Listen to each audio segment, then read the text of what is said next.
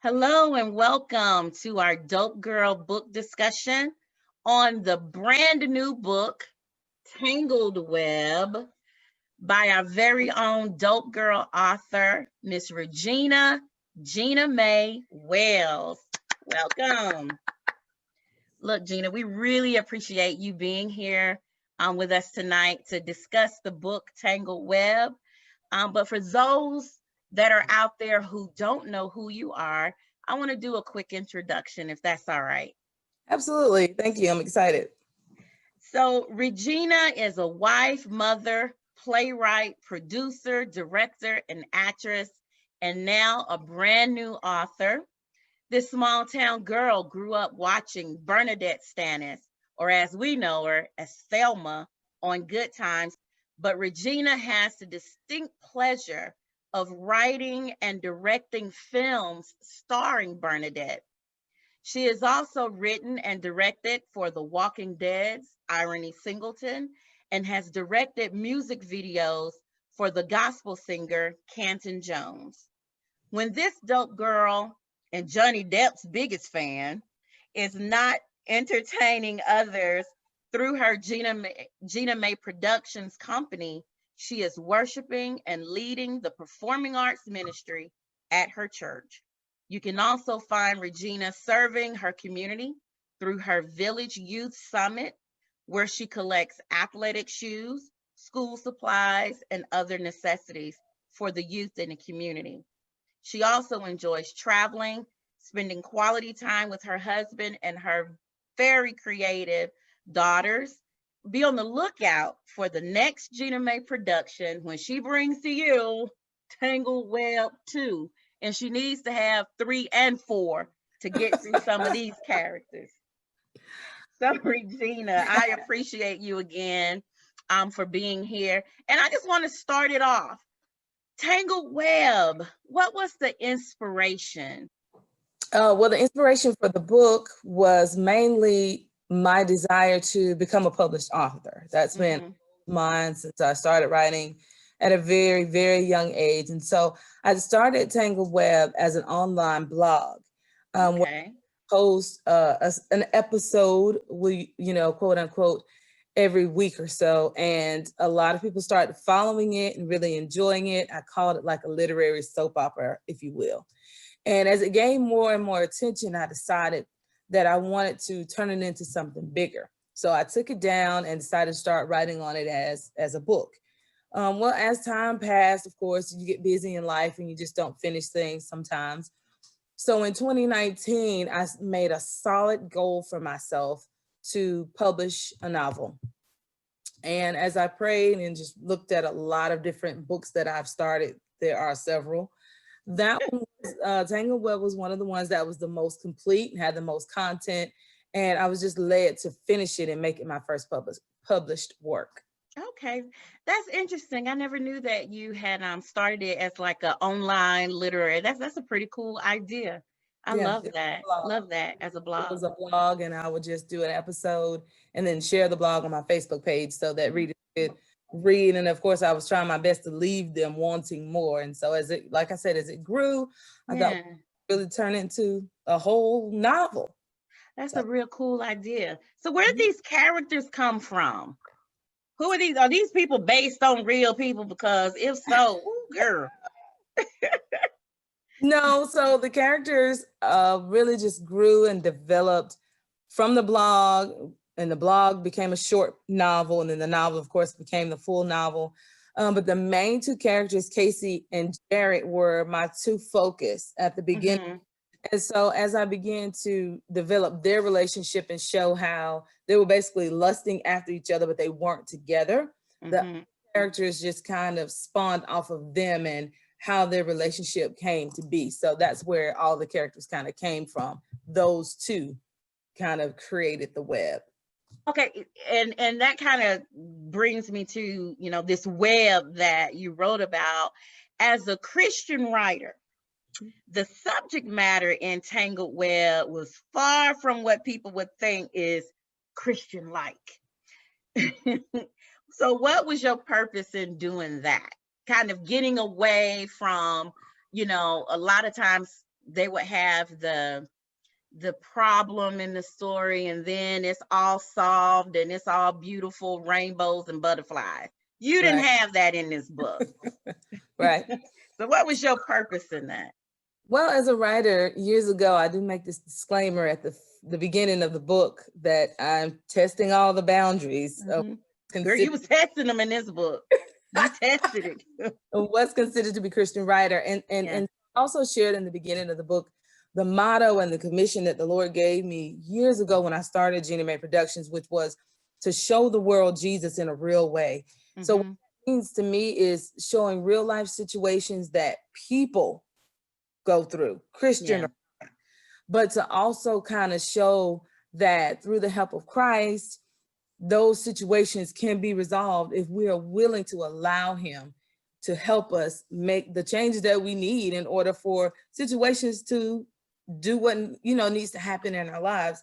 So absolutely, I want to show that I'm working on showing situations that any and everybody can and does go through. But if you acknowledge Christ, he can and will bring you out of those things. So that was my goal. I wanted to keep it real because we do go through the things that you see in that novel. Anybody could have been through a number of those things. Absolutely.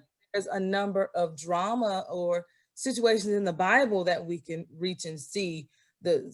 Job's daughters trying to get pregnant by him. Like, these things are new. There's nothing new under the sun. So we do go through all these different things. And I just wanted to keep it real and show the world Jesus in a real way. Jesus is the best story. He is the best storyteller there ever was. Absolutely. Telling them stories. Yeah. Them in whatever they could have faced or were currently going through, the sower and the seeds and the prodigal son. These are stories that he gave us to give us examples of, you can go through, but with me, you can come out. So that's my goal, to try to always absolutely I'm writing. I love it. So with the characters, I know I asked you like what inspired these characters, but I do want to ask again, because you didn't write the story so that the characters all came out with this happy ending, because you wanted to keep it real. But like, how did these characters even come out? You started it with the blog. Are they just like floating around in your head? You have like a character that you just want to kind of unpack and get some things out there? Or do you see like real issues, maybe people maybe something you've seen on another show, and that's like, oh, if I could write this story, this is what it would be like? How do you come up with this? No, I really just, when I'm working on a project, if I'm working on a film or if I'm working on a play, I just take specific time out to work on that and allow the Lord to speak to me and share different ways that things can come out that will help someone that's reading it, or that will help the audience member that comes to see it. So no, they don't really just float around in my head like that. And if I come up with an idea, I immediately jot it down so that I don't forget, so that I can go back to it later and try to develop whatever it is that I'm going to develop, or whatever the Lord gives me in that regard. So, but no, I'm not walking around notes on anybody. Okay. I'm not. That's hilarious. We're like, oh, I need to keep that situation for my next character. Yeah, no. And it's funny that a lot of my plays, I won't say every play, but a lot of my plays that I have done, people have come up to me and said, I went through that. That exact same thing happened to me. Yeah. I think it goes back to the commission that he gave me to keep it real and show the world Jesus in a real way. Not only show the world Jesus, but show the world. And what happens in the world, we're still in the world, we're not of it. So things happen to Christians too. Yeah. We through things. You don't know a Christian that's been divorced? And I think that's good that you brought that up, because I think that people hear the word Christian and automatically starts to think perfection or close to perfection. They don't make mistakes. Oh, you made a mistake. You weren't supposed to do that. You're not no real Christian anyway. So I love the fact that you're just keeping real world issues. Now, some of that stuff they was going through now, girl. It's real. It was a lot, but it was a lot. I was like, I need to ask her, but I'm gonna ask you that stuff later. But I love it. Real world, people see, like you said, with your plays and film, people see real world stuff, and anybody could have gone through that. And, you know, even if they haven't gone through it, they probably know someone else who has. So I think that's fantastic. Now, it's interesting that each of the characters was in some type of personal or relationship crisis. None of them were drama free at all. So what led you to make the decision to have all of the characters in a mess? We didn't even have a character, Gena, that was like that one that they could go and talk to. All them jokers was in a mess. So what led to that? First, I would say it was my desire for the title of my book to be valid. Yeah. Because I hate to see a movie trailer, go see the movie, pick up a book with a catchy title, and then you get into it and the content has zero to do with what drew you in. Right. So I definitely wanted the title to be validated when you read that book from cover to cover. I want you to feel like you were in a tangled web the entire time. And then second, I would say, I wanted to feel like it's real and there isn't a person on the planet who is drama free. There's not. Not like unless you live totally alone and you're never around anybody, you cannot be drama free. So Right. you interact with people and you build relationships, sooner or later there's going to be drama, whether it's big or little, whether it's easy or hard to resolve. That, you know, this is another part of me trying to show the world Jesus in a real way and to show that we can come out of this drama, but you really can't avoid it. Yeah. You didn't just touch on real life issues. You like hit hard on real life issues. I mean, you hit on crimes, murder, you know, addiction to gambling, adultery, child abuse, child molestation, homosexuality, teen pregnancy. Name it, you hit on it in this book pretty much. But what do you want your readers to take away from these stories that you were telling? Is there something particular that you want them to take away from the teen pregnancy part? Was there something you wanted to take away from, you know, the addiction part? Anything particular, or, you know, what would you say to that? Mainly as a whole, I want readers to take away that life happens to everyone and that you can deliver from every circumstance. And I also want readers to take away that in order, however, for us to move forward or overcome those circumstances, that we must believe first that Jesus can deliver, and then we must turn from the things that we know that aren't right, sin. So I feel like all the characters in the book knew they were wrong. You would hear them say different things or hear their thoughts about what they were going through, and basically see that knew that they weren't going the right direction and they wanted to change. Most of them wanted to make changes. So I want people to know that when we make the decision to follow Christ, that we just must turn, because if you want better, you have to do better. So when it comes to particular characters, you brought up the teen pregnancy.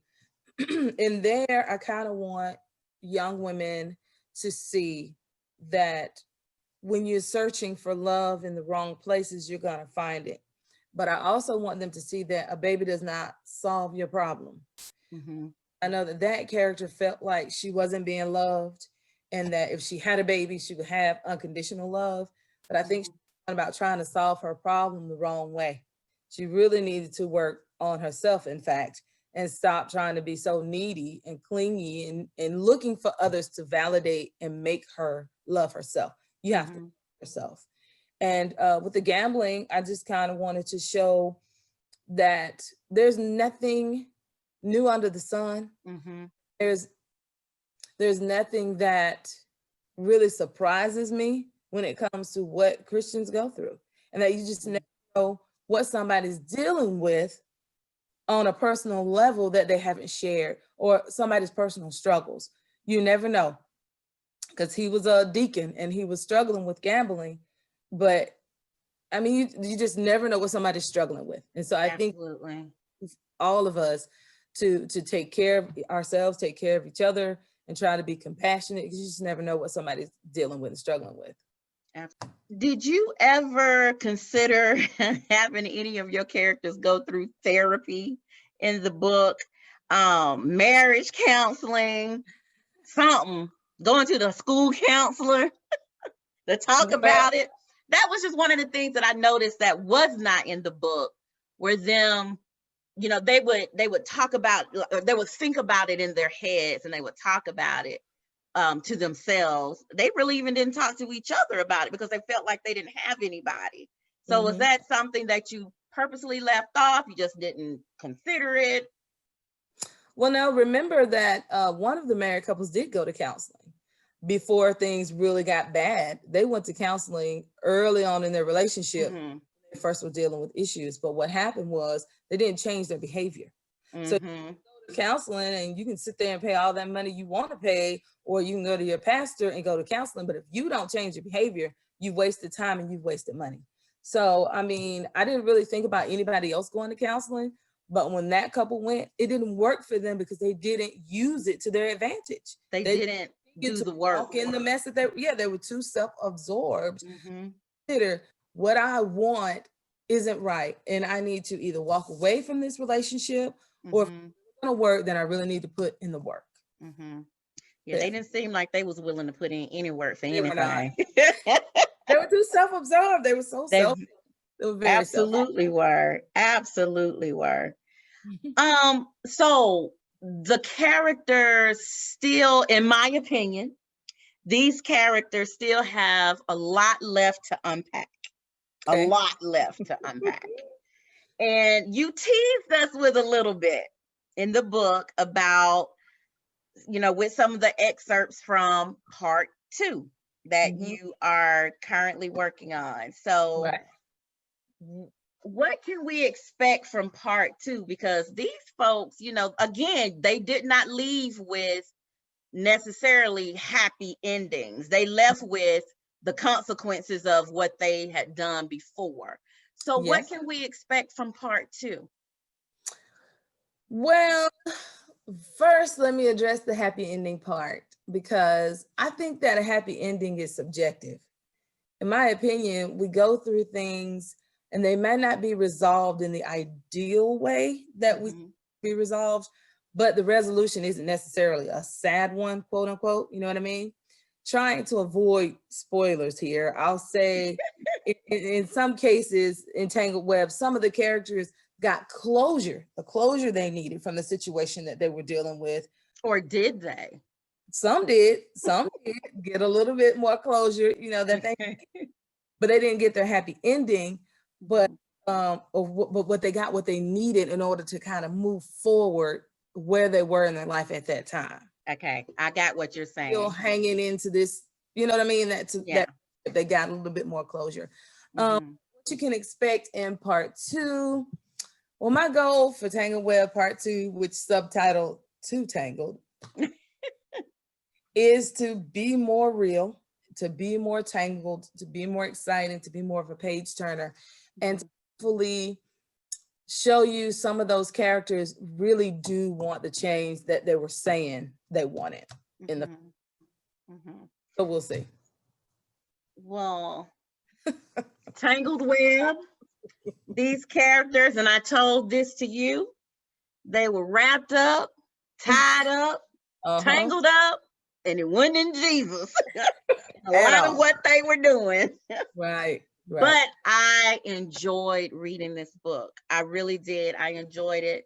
I actually, I told you, I threw it down a couple times because the characters made me mad with the decisions they were making. Okay. So, you know, but I love that. That's good though, because that shows that your readers are engaged with the characters, like them, hate them. I was engaged with them.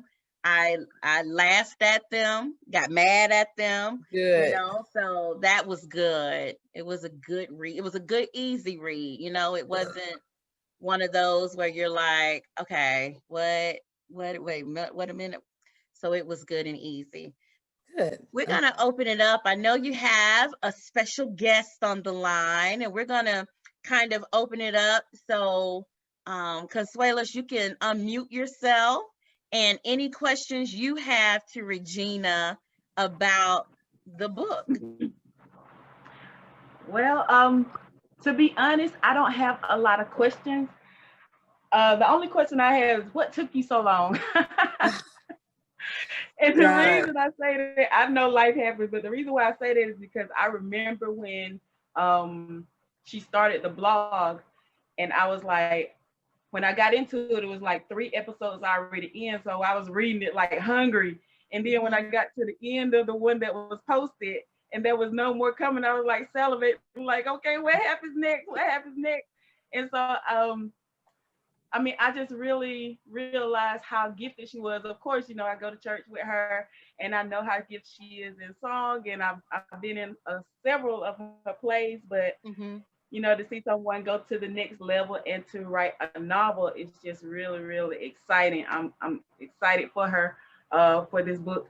But anyway, so I felt like, okay, finally, we got the closure for this book. We getting to the place where we can see what really is going to happen with these characters, because I never forgot. All these years, I never forgot about Tangled. I didn't know that was going to be the name of it, but I remembered the characters. I remembered some of the scenarios, and I think you really did a great job, Regina. I really do. I think you did a great job bringing it all, not even to a head yet. It's just like the 4 characters that started it off, and the daughter and all of her drama. It seemed like every time you turn around and you get another character, I'm thinking, okay, they're gonna bring some closure. And really, it's like, okay, we getting even more tangled, like a bug in a spider web, for real. Like every I time you know, move, there's right? It something was like else. the more stuff they did, the more they made it worse. Right. I was expecting for it. No. It didn't ever like get no closure or anything. It was more like every time somebody else was introduced, they was bringing more tanglements. So I love it. I love it. I love it. Thank you. It Honey is an excellent act. This girl is an excellent actress. I love writing her in my shows, especially when I have a real fine monologue that I know I need delivered in a certain way. She is amazing. So her opinion means a lot to me, and I know she would keep it real, tell me the absolute truth about it. So I appreciate her coming. She's amazing. She's a good writer as well. So do you have any, I guess, outlook on turning this into a film? Right now, no. Everyone that has read it pretty much has said that to me, because they know I do write films. Yeah. Right now, no. Right now, I'm really enjoying the hard work of being an author, because I've written several shorts, music videos, I've written hundreds of plays. Writing a novel is the hardest thing I've ever done. Really? Yes, because I'm an avid reader. I read all the time, but I try not to read African-American novels too often, because that's my world. Yeah. That's who I am. That's where I live. That's what I see. That's what I experience. I don't want it to come out in my writing. I ain't trying to write nobody's stuff. I want my own originality, my stuff original. So I try not to read type novels that I write. But when I started writing this, because of how I like to read and what I want a book to be when I'm reading it, I was very hard on myself. It took so long to let it go. Home every night, and they're just like, will you please stop and just send it to the printer? Just stop. So it was hard for me to let it go, because I was all paranoid, because I edit people's books as well. I'm a ghostwriter for others. So for me to let something of mine go out there, I'm just like, oh my God, do I got typos? Did I miss something? Did their lives really connect? And that was tough to make sure that in a spider's web, every piece of it touches. And so I really wanted to make sure that each character touched in some way, that they touched each other's lives some kind of way, that they were connected. And so I was just really hard on myself about that. And then I had a lot of flashbacks. And so I wanted to make sure that I went back and covered what they said, what they did, how they met, and where they're at. So this is the hardest thing I've ever done. So I'm looking forward, I've already started, but I'm really looking forward to challenging myself with the second one. So no, I mean, maybe it'll be a film one day, but no, I am not really doing that right now. Okay. I would love to know which character resonated with you the most. Like, which character were you most invested in? Who did you want to see get resolved the most? Or who was your favorite character in the entire novel, if you have one? My favorite character was Ramika, because I felt like I could relate to her more. You know, I have I've had a few indiscretions of my own as a Christian, and so, but I always was really looking for that one guy that really loved God, and I wanted to make it work with him. Unfortunately, most of the guys that I love did not love God, but that was my search. I felt like that's really what she wanted. She really wanted to be saved. She really wanted to live that life. She just got tangled up. So she was my favorite character throughout the whole book. Okay, cool. Whose situation do you think needed the most resolve? Like, Tedra, who do you think needs the most counseling? If somebody goes to counseling, who would that be? All of them. I'd say that's That's one of them. Ramika, Case, all of them. They all do. And I'm looking forward to where your mind gonna take these characters. I don't know. Me too. I'm excited to find out too, because I don't know. Oh my goodness.